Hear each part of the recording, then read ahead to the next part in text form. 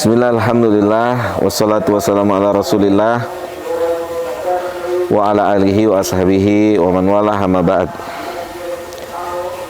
Alhamdulillah, segala puji milik Allah subhanahu wa ta'ala. Teman-teman semua, sekarang kita berada pada tanggal 22 Sya'ban 1445 Hijriah. Insyaallah kurang lebih 8 hari lagi kita akan masuk bulan Ramadan. Satu bulan yang Nabi mengatakan syahrun mubarakun, bulan yang diberkahi. Atau kalau kita gunakan dengan bahasa kita, adalah bulan yang penuh dengan keuntungan, banyak keuntungan. Tentunya keuntungan yang dimaksud adalah keuntungan untuk di negeri akhirat. Untuk orang-orang, bahasanya itu kalau kita untuk memahaminya atau untuk lebih mudah memahami, untuk mengejar target, itu bisa dilakukan di bulan Ramadan. Tentunya target yang ketinggalan. Jadi kita bisa memaksimalkan di bulan Ramadan sebagai langkah awal untuk berikutnya. Karena di antara kekeliruan kita hanya memfokuskan ibadah di bulan Ramadan. Sesudah Ramadan, manusia kendor lagi beribadah. Maka yang tepat adalah Ramadan dijadikan ajang, momentum untuk mulai mentaati Allah dengan maksimal atau melanjutkan ketaatannya pada Allah Subhanahu wa taala lebih maksimal lagi. Atau momen atau ajang kembalinya seseorang yang telah jauh dari Allah, dimulai di bulan Ramadan. Jadi teman-teman semua, Ramadan dikatakan oleh Nabi kita Muhammad SAW bulan yang diberkahi. Beliau berkata kepada para sahabat, atakum syahrun Ramadan, akan mendatangi kalian bulan Ramadan, yaitu bulan yang penuh dengan keberkahan. Kemudian Nabi kita SAW mengatakan, faradallahu siyama, Allah mewajibkan di bulan Ramadan adalah siyam, puasa. Lihat ya, coba antum melihat kondisi antum masing-masing. Ketika antum sedang puasa, itu jiwa kita lebih condong kepada kebaikan. Jiwa kita lebih terasa bersih. Apa yang itu antum rasain atau enggak? Yeah. Ketika sedang puasa, misalkan puasa Senin Kamis, itu beda deh. Hari Senin dan Kamis dengan hari-hari yang lain itu beda. Jadi memang puasa itu seperti satu paket ngejagain diri kita. Ya, satu paket yang menjaga diri kita, melindungi diri kita. Dari secara otomatis jiwa kita bisa terlindungi dengan puasa. Jika puasa itu dijalankan sesuai dengan ketentuan. Maka Nabi mengatakan syahrun mubarakun, yang kita diwajibkan untuk berpuasa. Makanya ketika seseorang bisa berpuasa dengan maksimal di bulan Ramadan, itu harapannya jiwanya semakin bagus, semakin bersih untuk persiapan 1 atau 11 bulan berikutnya. Kemudian Nabi kita SAW mengatakan, pada bulan Ramadan maka pintu surga dibuka. Ada 2 makna yang disebutkan oleh para ulama. Makna hakiki memang dibuka surga, semuanya pintu dibuka. Atau makna yang lainnya seperti yang disebutkan oleh Syekh Shalih Al-Utsaimin, yaitu mudahnya seseorang melakukan ritual ketaatan di saat itu. Ya enggak?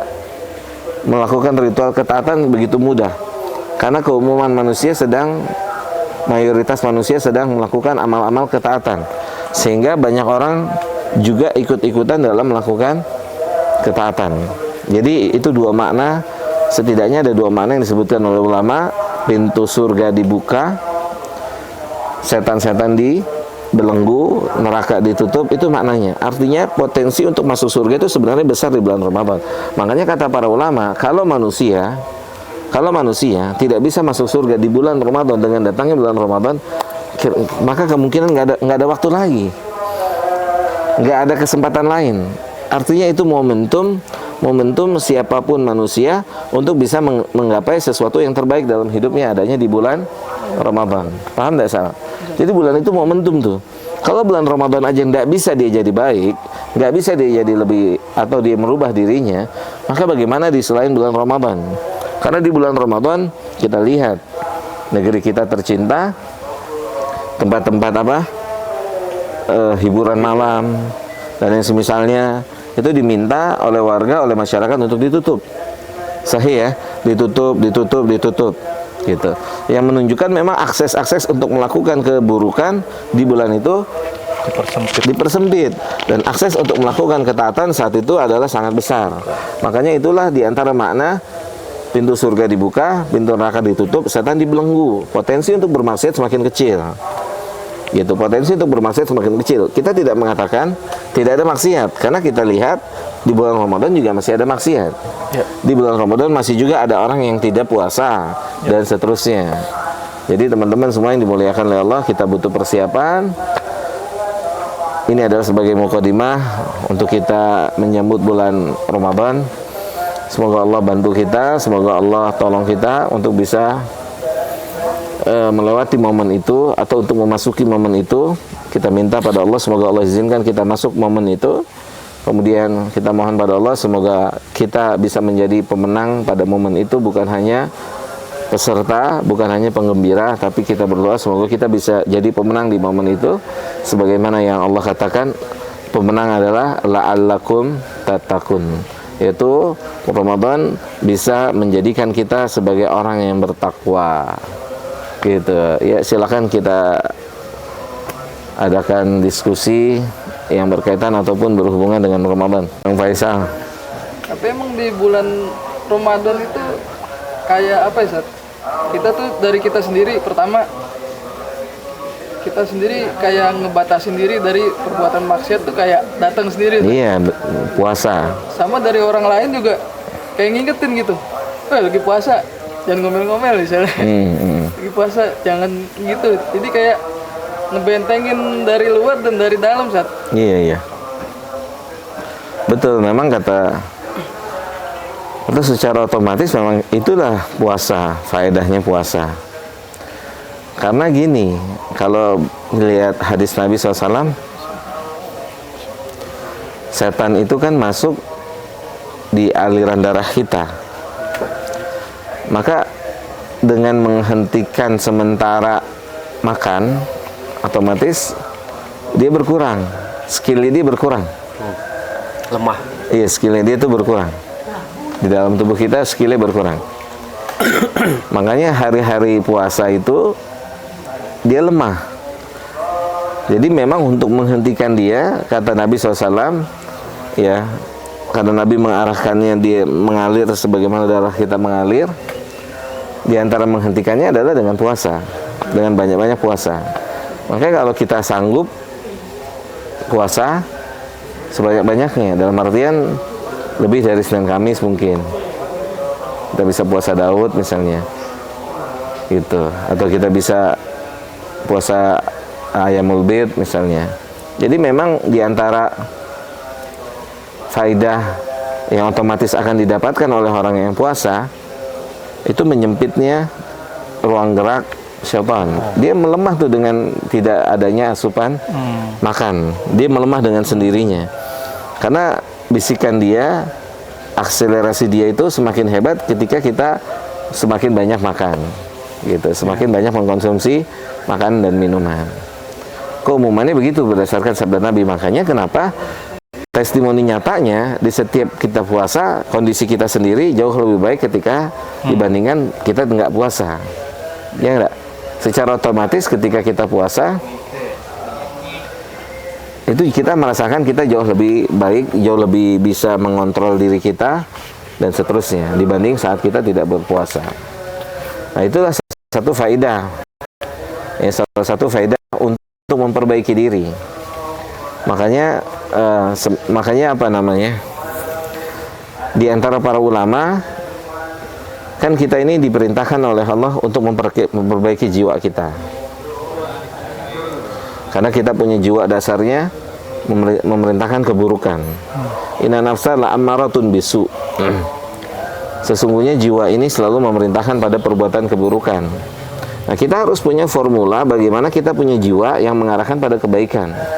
Dan di antara faktor itu adalah puasa. Walaupun dia bukan satu-satunya faktor. Ada faktor lain yang seperti tadi saya katakan, ngelihat teman, ngelihat saudara, ngelihat orang soleh yang benar-benar dia mengamalkan ilmu, itu bisa membuat kita infeksi ya? Iya gitu ya, langsung kena virus kita. Ya. Kita cuma ngelihat doang, otomatis kena virus dia tuh. Ngomongnya, bicaranya, sholatnya, pokoknya attitude-nya dan seterusnya itu kayak nyuntik kita, tek gitu. Ya, kayak nyuntik kita, tek. Kayak tersihir ya? Kayak tersihir gitu, Masya Allah gitu. Nah, itu yang belakangan ini sering saya sebut. Kalau antum nyari majelis ilmu itu banyak, ya enggak? Nyari majelis ilmu dengan asatid yang berkompeten, dengan ilmu yang mereka miliki itu banyak.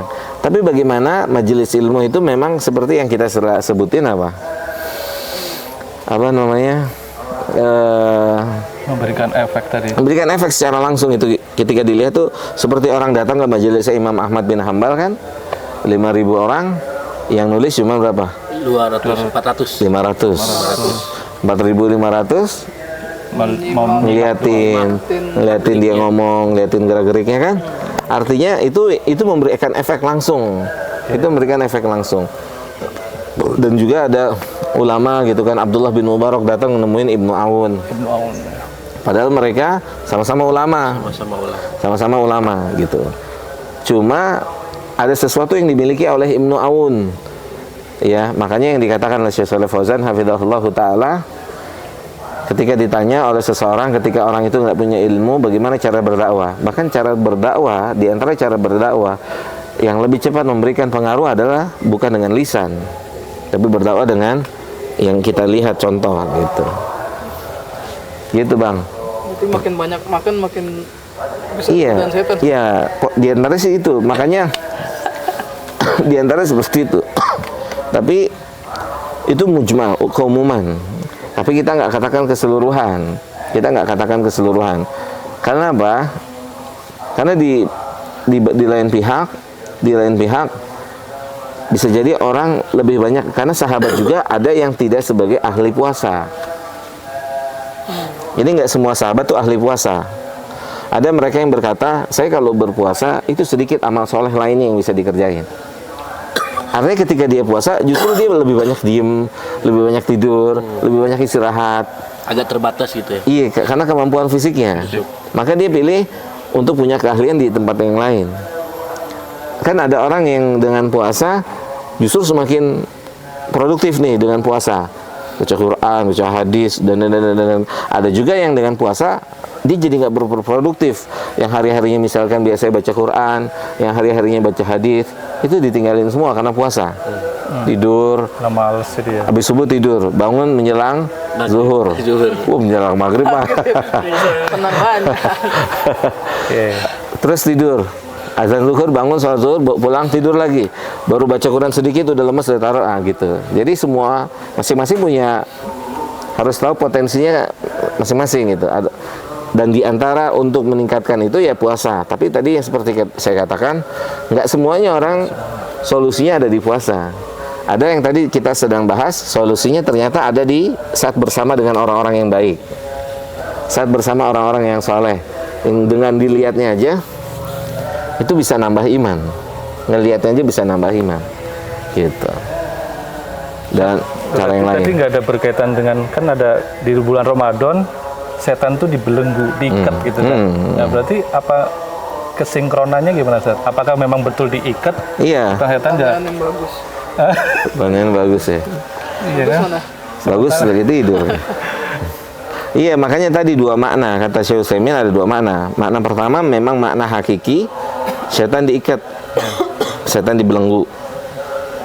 Keumumannya. Kemudian makna kedua majas. Kenapa ditafsirkan dengan makna majas? Karena dorongan maksiat tidak hilang 100%. Tapi dia berkurang. Gitu. Dia berkurang, makanya dimaknakan makna majas. Sebagian ulama memaknakan majas. Artinya potensi untuk bermaksiat itu memang berkurang ketika seorang sedang berpuasa. Gitu. Berpotensinya kurang dan kita mengalami atau kita merasakan kondisi itu ketika kita sedang menjalankan ibadah puasa. Artinya ada dua makna. Ada dua makna. Makna hakiki Yang memang dia benar-benar dibelenggu, memang dia dibelenggu sesuai dengan konteks hadisnya. Setan dibelenggu. Ya, kemudian yang kedua makna berikutnya dia makna majas gitu. Majas itu dari mana diambil makna majas? Kan gini. Saya melihat singa di masjid, maka dia nggak mungkin makna hakiki. Masjid itu yang menjadi sebab kita palingkan dari makna hakiki kan kepada makna majas. Saya nggak. Kenapa? Karena ada masjid. Ada masjidnya. Kalau kita bilang saya lihat singa di kebun binatang, maka dia tidak ada tempat, tidak ada celah untuk memalingkan makna singa kepada makna majas. Nah, kalau kita bilang setan dibelenggu, dia makna hakiki 100%, kan padahal dalam dunia nyatanya, dunia maksiat itu tetap ada. Gitu. Makanya adanya dunia maksiat di sini di bulan Ramadan itu menunjukkan ada kemungkinan makna itu bisa makna hakiki dan bisa makna majas. Gitu. Siap. Gitu, Mas. Teman-teman kita yang masih ngerokok juga sebenarnya Bisa. padahal dia bisa ya, Zat. Bisa nggak? Bisa dia selama puasa dia nggak ngerokok. Selama puasa nggak ngerokok kan? Bisa. Harusnya bisa ya. Harusnya diterusin tuh. Harusnya diterusin. Gitu. Puasanya. Iya, artinya diterusin berhenti ngerokoknya. Kan jadi momentum. Jadi momentum sebenarnya. Bisa ya. Gitu. Emang bisa kan? Nyatanya bisa nggak? Bisa. Seorang yang, Sebulan bisa diatur ya. Iya, nyatanya bisa kan? Artinya dari subuh sampai maghrib memang nyatanya mereka yang merokok, teman-teman kita yang masih merokok, dia berhenti kan di situ kan? Berarti kan mampu. Berarti kan bisa. Makanya perlu adanya edukasi dan edukasi, ilmu dan ilmu. Gitu, ilmu dan ilmu. Begitu. Paham nggak Pak Andre? Insya Allah paham, Ustaz. Iya gitu. Ya banyak ya soal jawab pertanyaan yang berhubungan dengan Ramadan, puasa. Ramadan. Insya Allah mudah-mudahan yang namanya orang sebelum masuk event kan harus persiapan semuanya.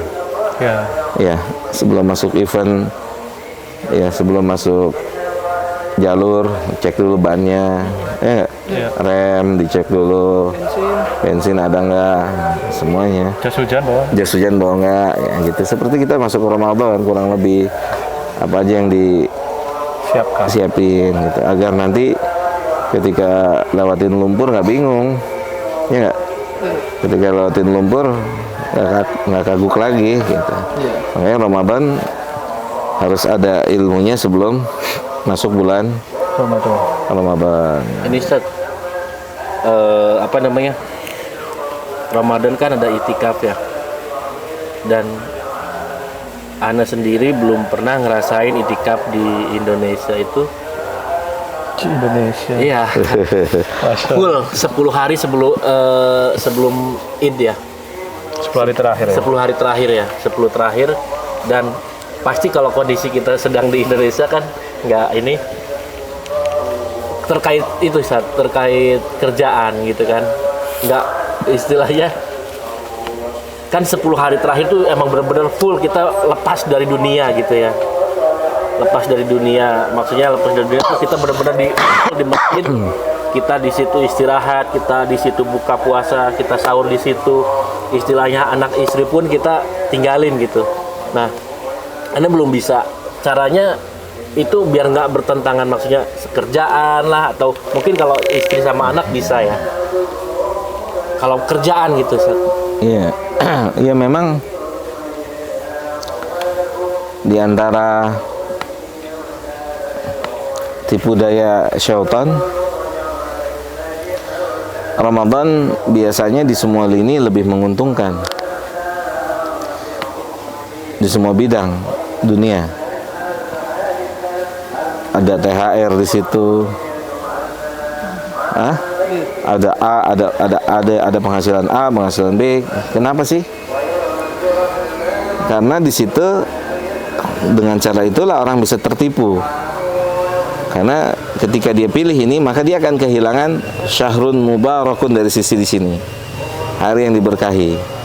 Jadi berhadapan nih antara keuntungan dunia dan keuntungan akhirat, ada di situ barengan. Inilah yang membuat orang berat tinggalin. Ya enggak? Paham enggak? Karena berhadapan, bertarung di sini. Dan keumuman kita lebih memilih yang konkret daripada yang abstrak. Makanya butuh ilmu. Gitu. Makanya butuh ilmu. Kalau kita, iman kita, kondisi ilmu dan iman kita masih berada pada sesuatu hal yang konkret, maka kita akan menyampingkan Ramadan nih. Baik puasanya, itikafnya, qiyamul lailnya, baca Qur'annya, dan seterusnya. Karena di sini adalah bulan yang benar-benar punya income pemasukan yang berbeda untuk berbagai macam lini. Dari yang nggak punya penghasilan, dari yang nggak punya penghasilan bisa punya penghasilan nih di bulan ini, ya kan? Dari yang nggak punya penghasilan, dalam artian nggak dagang atau nggak usaha, dia bisa usaha di sini, nggak jualan kolak, jualan gorengan atau yang lain-lain tuh. Tapi mengabaikan akhirnya keumumannya yang jadi taruhannya pekerjaan-pekerjaan yang seharusnya dikerjain di Ramadan. Gitu. Jadi kita harus tahu seperti itu, karena kalau kita lihat, kita cermati para salaf dulu, orang-orang yang tahu benar-benar berkahnya bulan Ramadan, mereka sudah off begitu masuk bulan Ramadan, mereka off. Jadi bahkan antum mungkin pernah dengar adanya satu usaha, bidang usaha rumah makan yang dia benar-benar tutup total di bulan Ramadan untuk memfokuskan orang beribadah. Artinya ini salah satu konsep polanya para salaf yang dahulu yang diadopsi oleh mereka. Cuman belum banyak orang yang mengadopsinya. Kenapa? Karena Ramadan di situ ada momentum keuntungan lebih banyak dari sisi materi duniawi. Ya enggak? Padahal kita harus rela akan kehilangan. Contoh misal, kenapa mesti pulang kampung di 10 hari yang terakhir? Padahal di situ ada itikaf, ya kan? Padahal di situ hari-hari terakhir Ramadan gitu. Apakah bukan ini permainan setan? Kan ini harus kita bahas. Kenapa mesti di akhir menjelang menjelang Idul Fitri? Padahal itu adalah hari-hari yang kita tahu kita punya Nabi, di hari itu beliau semakin mengencangkan ibadahnya. Justru kita semakin mengendorkan, gitu kan? Makanya tadi saya bilang ini perlu evaluasi nih, Bukan kita melarang orang pulang kampung, enggak. Cuman kita evaluasi kalau memang kita punya cita-cita negeri akhirat. Apakah setiap tahun mesti seperti ini? Kemudian yang berikutnya, dan apakah ada syariatnya? Ini kan uruf kebiasaan. Kebiasaan di negeri kita. Sah-sah saja kebiasaan ini dilakukan. Tapi kan resikonya kita kehilangan banyak momentum yang bisa membuat kita dapat kebaikan banyak. Di antaranya Lailatul Qadar. Ya kan? Coba deh. Orang pulang kampung di 10 hari terakhir kan rata-rata kan? Iya enggak? Justru Hamin 10 kan? Lagi rame-rame, udah orang sibuk deh. Ada yang gimana, bawa apa, bawa baju apa, bawa makanan apa, bawa apa, ya enggak? Di jalan udah 3 hari. Di jalan 3 hari tuh. Udah nggak kebayang lagi. Udah nggak kebayang lagi apa namanya? Malam ganjil itu udah nggak kepikiran lagi. Yang kepikiran bagaimana ketemu keluarga dan semuanya gitu. Sah-sah saja, nggak ada larangan. Cuman kan antum harus sayang pakai gitu. Strategi saat ya. Iya, maka ini harus dievaluasi. Misalkan evaluasinya, kalau kita obsesinya adalah negeri akhirat, kita nggak akan sia-siakan nih 10 nih. Khusus 10. Makanya Nabi sepanjang hidupnya itu di 10 hari terakhir dia selalu di masjid. Putus. Masa nggak cukup sih 300 berapa? 336 hari. 65 hari. Dikurang berapa? 10. Jadi berapa? 365. Nggak cukup memang buat dunia, buat istri, buat anak. Masya Allah ya. Untuk Allah cuma 10 hari total. ya kan? Ya. Nggak cukup. Kan udah dikasih sama Allah 355 hari. 10 hari buat Allah total. Nah, itu kan pola berpikir. Cara ngelawan setan. Kan buat istri kita, buat anak kita, buat pekerjaan kita kan ada 355. Buat Allah full 10 hari tok. 10 hari. Coba deh. Kursi. Gitu. Ya. Kursi. Begitu. Jadi semua memang perlu evaluasi, perlu ilmu. Ya, namanya kita belajar kan gitu, perlu ada upgrade dan upgrade. Kenapa berat? Ya karena ada keuntungan yang real, konkret. Adapun antum dapat Lailatul Qadar kan itu cuman hari ini cuma keuntungan abstrak gitu. Nanti diberikannya gitu. Itu jadi cara berpikirnya kayak gitu. Cara melawannya adalah keuntungan berhadapan dengan keuntungan. Seperti yang belakangan sering saya sampaikan, ada orang misalnya nggak ngaji karena ada urusan dunia. Dia bilang, saya lagi ada urusan dunia dengan penghasilan sekian. Saya tanya, sampai nggak 10 miliar? Enggak. Paling berapa duit kan keuntungannya? Antum kehilangan dunia pengajian yang pahalanya besar sekali.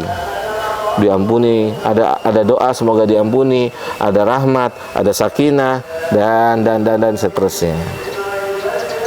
Memang cara berpikir yang harus diluruskan, dirubah, dievaluasi gitu.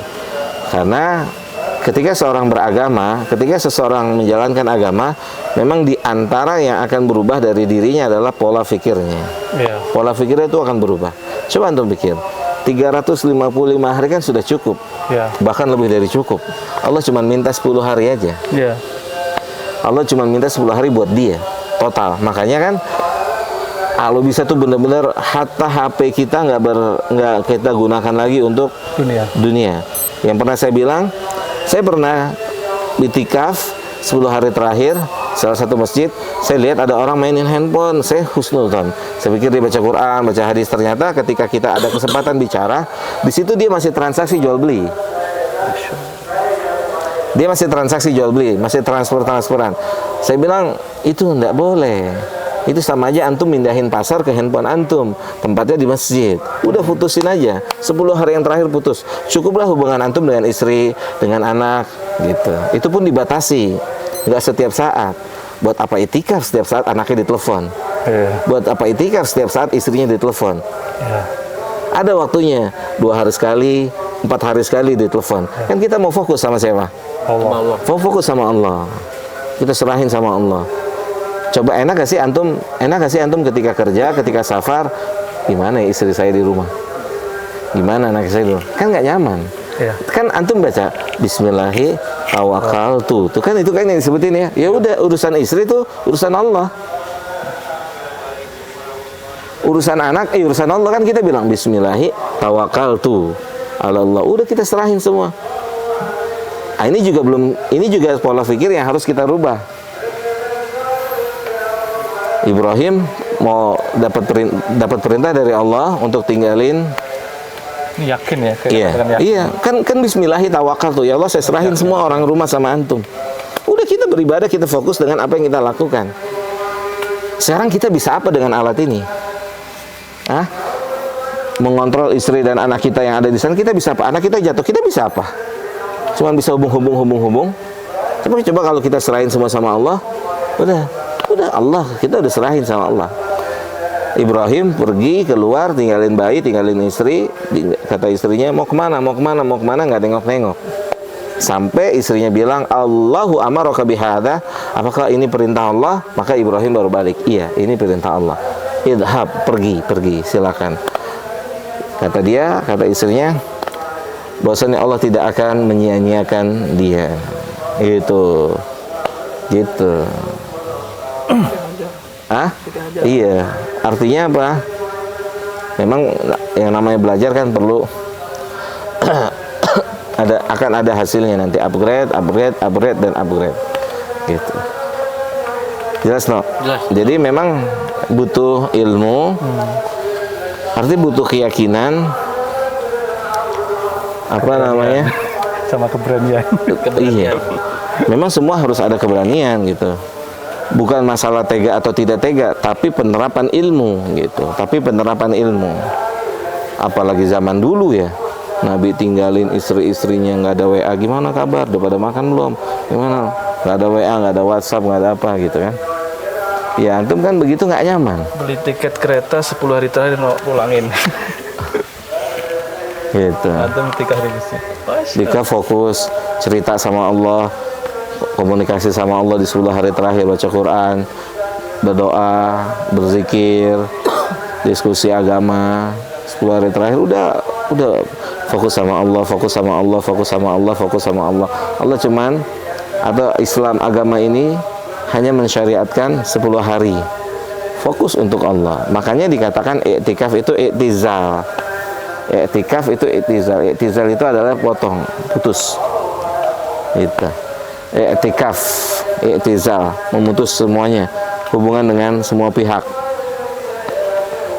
Fokus untuk Allah.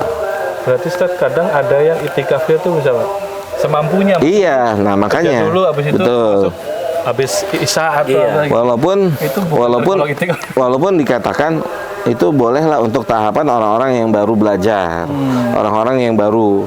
Tapi kan kalau kita lihat prakteknya, kehidupan nyatanya, yang sebenarnya ya kita kan contohnya Nabi, ya kan? Ya.